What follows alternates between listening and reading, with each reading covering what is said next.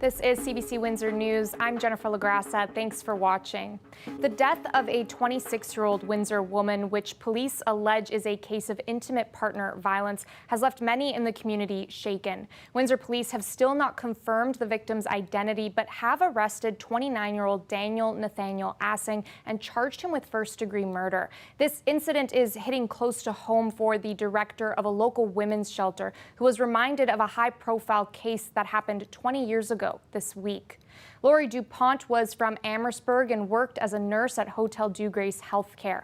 On November 12, 2005, DuPont was stabbed to death at the hospital by her ex-boyfriend, who was a doctor there. The case attracted a lot of attention, with many saying more should have been done to protect DuPont. Sylvie Gunther, executive director of Hiatus House in Windsor, spoke with Windsor Morning's guest host Chris Ensing about DuPont and gender-based violence. Here's some of their conversation. I had just sent a message out internally about the anniversary of Lori DuPont's murder 20 years before. And within the hour, I'm sending a second message saying that this news came out of a woman who lost her life to femicide. There is often a trickle effect that happens when news like this comes out. It really brings the issue close to home and makes people think. And so, we would always encourage people to reach out, even if it's just to ask questions, to talk about a situation, to learn more. What are some of the productive events or occurrences that are happening that show a shift, or is that happening in our attitude and our understanding of gender-based violence? I think that we have a lot of work to do. I think that we have moved, but I don't know that we've moved enough. I think that we've become more aware of the issue, and we're talking about it out loud. In the past, we would keep that sort of secret. Don't tell anybody. This is a family issue. And I think we're better at saying, no, we need to talk about it. While the NextStar EV battery plant in Windsor has hired staff for nearly half of its 2,500 roles, the CEO of the plant couldn't say when all of the jobs will be filled amid a softening EV market. CBC's Jacob Barker reports. NextStar Energy says it's sticking to the 2,500 jobs it promised to hire at the energy plant built here in Windsor, but did not give a timeline of when those jobs would materialize. We try to adjust our plan based upon our industrialization plan, as well as a demand from the industry too. So we are fully committed to the 2,500 people down the road. The company has hired 1,100 employees in Windsor so far, according to its CEO. At this event, showing off some of the VR technology for a program called Battery Boost. 408 people were trained through the program, meant to help ready people for work in the EV battery sector using virtual reality. The cost covered by the federal government and Upskill Canada. According to Invest Windsor Essex, the majority of participants got jobs at NextStar. Being able to focus for 4 solid weeks, they are seeing quick advancement and opportunity because of their knowledge that they've developed. NextStar, a joint venture between LG Energy and Stellantis, built the plant to create batteries for EV vehicles. But earlier this month, NextStar stated it would be prioritizing energy storage when battery production begins. Lee answered today's question about when the rest of those 2,500 people would be hired with an answer about demand. I hope that with a good demand coming from the ESS market, which is already there, and also we get over all the challenges we are facing in the EV industry, so that we have a good demand from EV too, so we can quickly get to the point where we need to have this full employment. Stellantis has also shifted in its Canadian trajectory in recent months, moving production of its Jeep Compass to Illinois from Brampton, raising the ire of federal politicians who say that deal includes Canadian job guarantees. Lee wouldn't get into what their agreements are with the government when it comes to jobs. We are going as we planned for this NextStar Energy plant, which is our independent company. And as far as Canadian jobs go, are there guarantees? There are more cohorts that will be training here through March. And the NextStar CEO says that the Battery Boost program is instrumental in making sure people are ready for the industry. Jacob Barker, CBC News, Windsor. Colette Kennedy is here. Colette, I'm back hosting and suddenly the sun is out. Coincidence? I don't know. I give you all the credit for that, Jennifer. Thank you. Thank you. Yes, what a gorgeous day in Windsor. All kinds of sunshine. The wind's still a little bit strong at times, but not too bad. And I know 9 degrees now, but we were up to 11 degrees, so into those double digits. Nice to have that a little above seasonal. Yes, there were isolated showers elsewhere, a little further east. Not the case here in southwestern Ontario, so we benefited from that sunshine. Now, tonight there will be some increase in cloudiness, so overnight becoming mostly cloudy, down to freezing, so a cool start. But once we get going, boy, we'll get going with that southerly flow. Jennifer, 12 degrees, mostly sunny, a great Friday. I'll have the weekend forecast a little later in the show. Amazing. Thanks, Colette. You're welcome.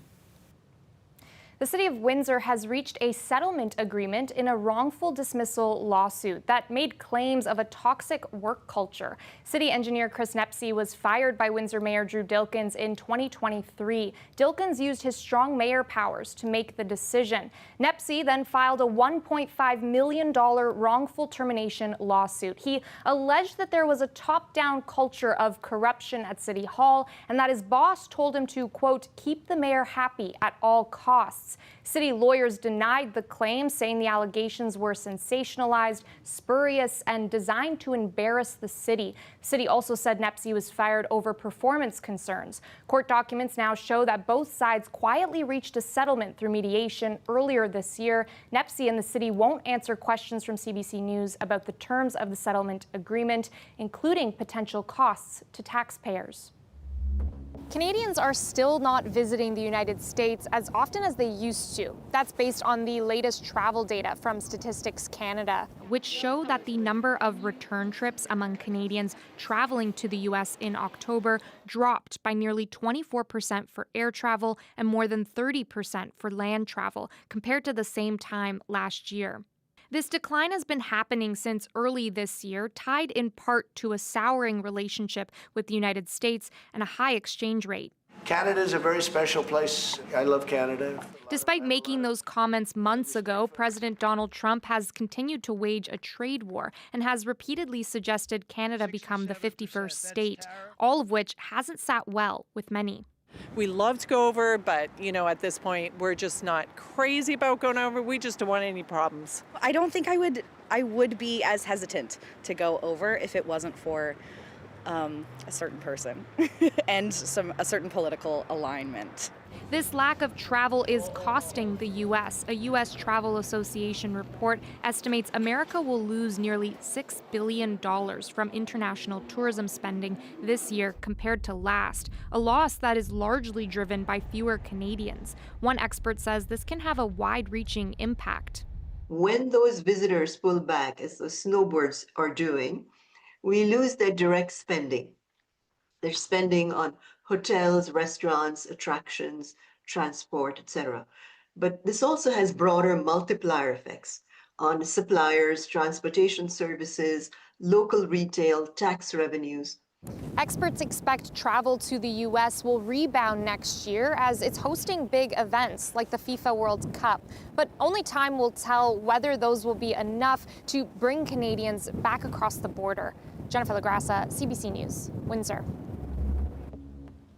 Prime Minister Mark Carney has announced the Liberal government's latest set of major projects recommended for fast-tracking. Kate McKenna has the details from Ottawa. At a BC hydro facility, Prime Minister Mark Carney announced a new set of projects he says will make Canada more independent, sustainable, and prosperous. They're here to reinforce our nation.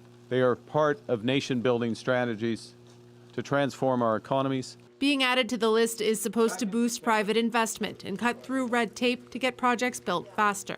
For many of our projects, they've been in development for quite a while, and there's a lot of work as you get to the end of the line, and you need to pull things over. Of the new projects on the list, 2 are in British Columbia, the North Coast Transmission Line and Silism's LNG, and 3 critical mineral mines, Canada Nickel's Crawford project in Ontario, the Nouveau Monde graphite mine in Quebec, and the Sisson mine in New Brunswick, as well a hydro project in Iqaluit. Our job is all about making sure that people get across the line get everything they need to get built on time and on budget, and ensure that Canadians have competitive mines, competitive pipelines, competitive LNG facilities.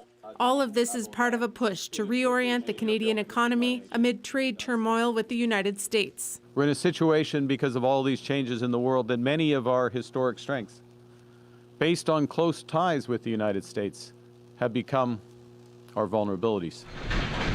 For years, industry has warned getting things built takes too long. Canada's major project strategy is trying to address that. We kind of had a lost decade where we really weren't focusing on the economy. So I think the government is headed in the right direction, but we need to be even bolder, I think. There's nothing on the list for Alberta. The province has been pushing for a pipeline. Premier Danielle Smith says she's in negotiations with her federal counterparts to hammer out some sort of deal. Kate McKenna, CBC News, Ottawa.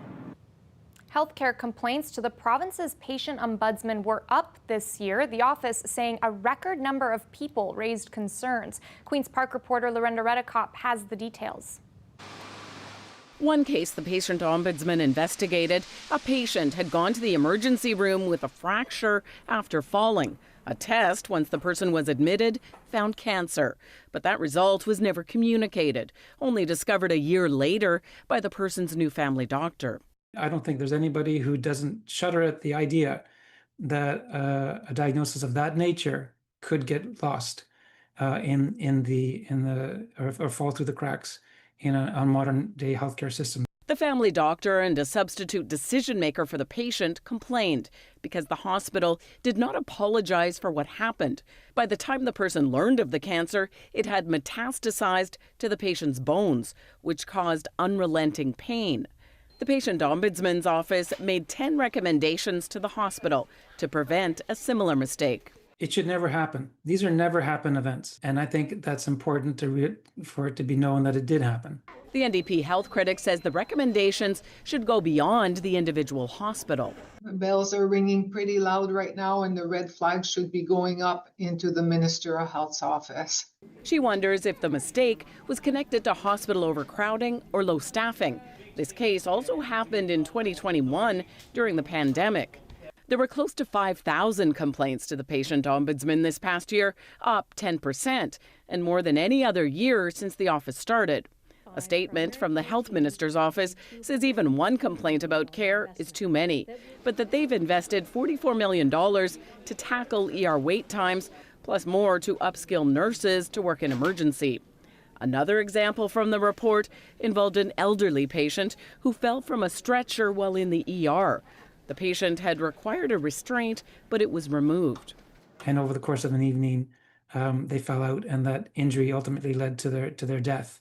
But he says after that horrific event, the hospital took the right steps, reviewing policies, retraining staff, and apologizing to the family.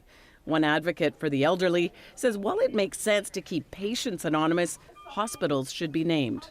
Things that they talk about are very serious issues, and these are large institutions which receive a large amount of public money that we put our faith in and we put our families' faith in. She says it would increase transparency and help future patients and their families.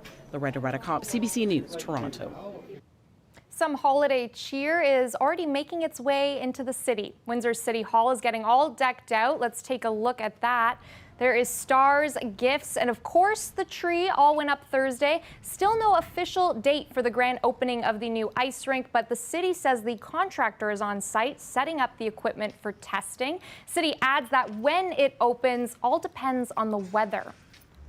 And another festive activity to look forward to is Bright Lights. The annual event includes thousands of lights and displays across Jackson Park. According to the city, it's in its last setup phase, so you might see some extra fencing going up as the final touches are made. Opening night is set for November 28th.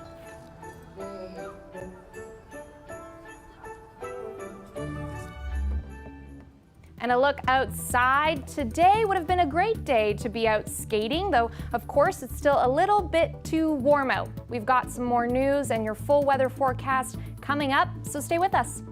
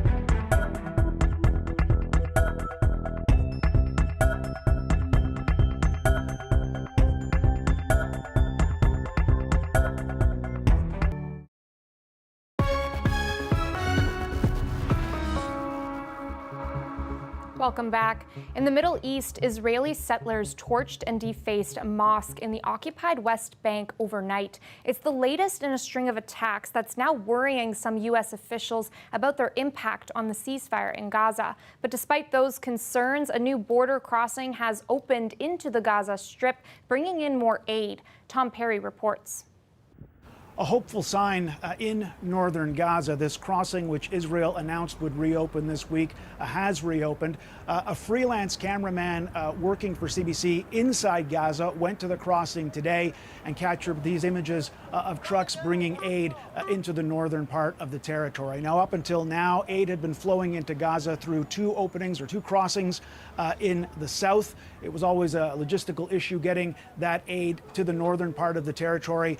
Keep in mind as well, northern Gaza was hit hard during the fighting. A UN-backed group of experts had warned of famine in northern Gaza while the fighting was still going on. Israel denied that, but this opening now in northern Gaza should help the people in that part of the territory. Now, our camera operator working inside Gaza did get a chance to speak to one of the truck drivers.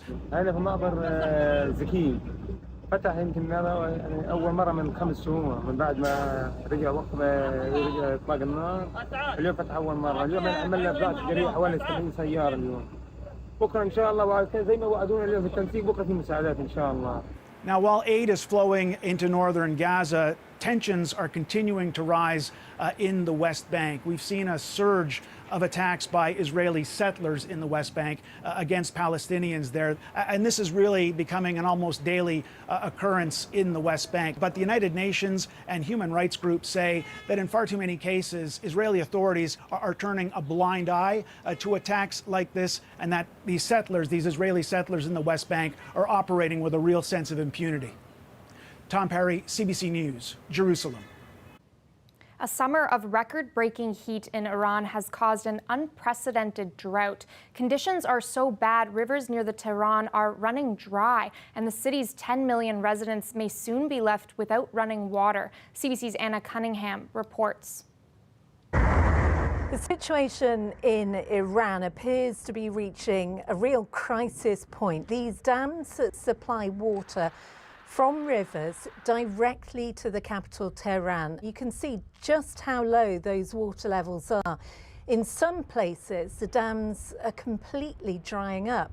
In Tehran, people have been getting water where they can and when they can, with warnings to stock up, save what they have, because the water pressure in Tehran is being switched to zero overnight, according to the energy minister. The country is now in its 6th year of drought. So far, it has been also much drier than usual. No rain happening across the whole country, and this is new to Iran. Experts say that the drought is the result of the climate crisis, but the water shortage is not due to that alone. Critics point to a mismanagement in water supplies in Iran that they say has gone on for years, and also a lack of planning and preparation, as well as water being wasted. Iran's President Masoud Pezeshkian has been speaking on state TV, and he's warned of water rationing, saying that if there is no rain by November the 22nd, then he says Tehran must be evacuated. Not everyone believes that it will come to that. Those discussions of relocating the capital or evacuating Tehran are unfortunately slogans that can be misleading and even create a lot of fear and stress for the public who are already very confused about what they need to do. Right now, rain is desperately needed, but for now, it's not on the forecast. Anna Cunningham, CBC News, London. We'll be right back with Colette Kennedy. She's going to give you your full weather forecast into this weekend, so stick around.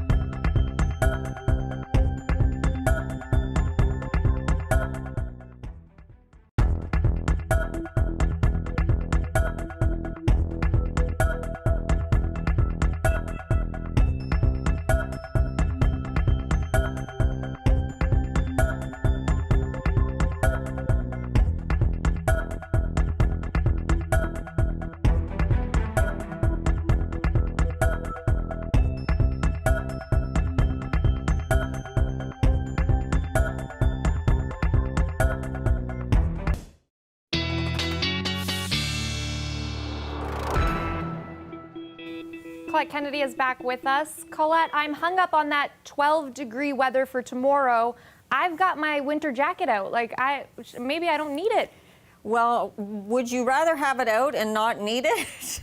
True. Yeah, you're right. So let's go with that. News. Yeah, let's just enjoy what's going on. I know there's many that are looking forward to winter and cooler temperatures. We will get there, but yeah, we have a couple of days. Well, another one. I mean, today was mild. Again, tomorrow, and then Saturday is going to be sort of the climax of this warmth, and then things level off a little bit. So just showing you what's going on around North America. There's still that cooler air to the north, and with that trough further east as well, that same one that pressed through Ontario. But warmth in the west due to those winds coming down across the mountains. So the Chinook winds have been pushing temperatures up in southern Alberta. And this warmth, this rebound warmth that they have here through the mid plains and southern plains will be coming our way as we move towards Saturday. So some of that heat kind of coming back in. Our current temperature from the 11 that we were at are down to 7. The winds are lighter, but I do want to show you what's going to be happening with those winds as we move forward towards the weekend. So not much to speak of or to worry about as we move through tonight or tomorrow.